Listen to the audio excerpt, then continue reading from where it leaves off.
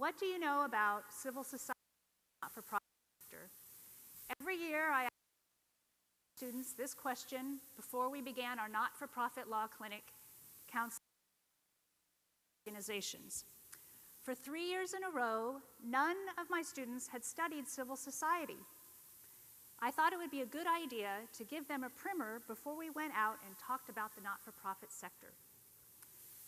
Civil society is a place where we feel safe and secure in our communities, where we feel safe, professional aspirations, contributing to society, where we go home and we know that our homes are going to be there, where we can come together as a community and pursue causes important to us and important to our communities.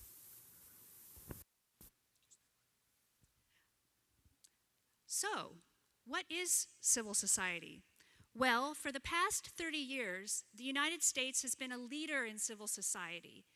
Global leaders from all over the world have come to the United States to study our American civil society, our democracy, and philanthropy. Our civil society consists of 3 vital architectural elements: the for-profit sector, which represents the private interests of businesses and individuals; the not-for-profit sector, which represents associations, membership organizations, and charities; and the state, the government, which provides the rule of law.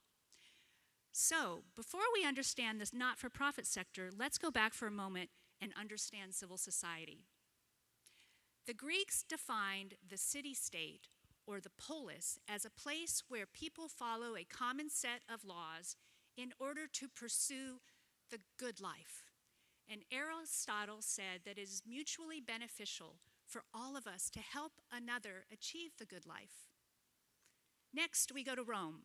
Cicero, he used the term civil society when he talked about a republican state with a rule of law, checks and balances, freedom of religion, and personal liberty. And these ideals later enlightened our founding father. England, the Magna Carta.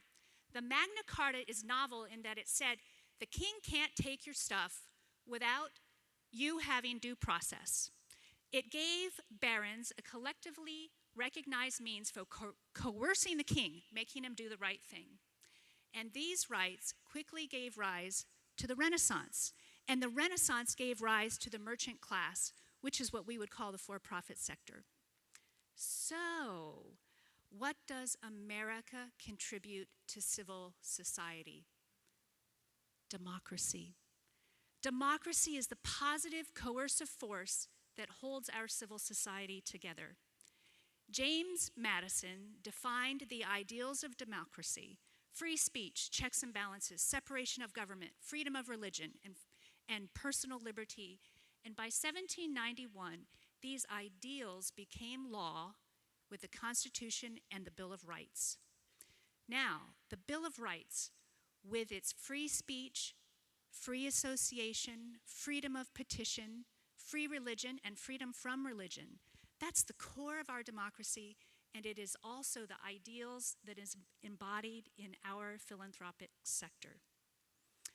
So, the good news is these laws work. And by the early 19th century, Americans were forming all kinds of associations. Alex de Tocqueville, a noble, came over from France to study our American democracy. And he found Americans forming all kinds of associations: entertainment clubs, churches, schools, businesses. Wherever he went in this new country, he found citizens coming together to form associations. Whereas it would have been the government in France or a noble person in England, in the United States, it was just an ordinary person getting together with their neighbor. And this is exactly what we're doing today. When you are asking for money, you are asking for democracy.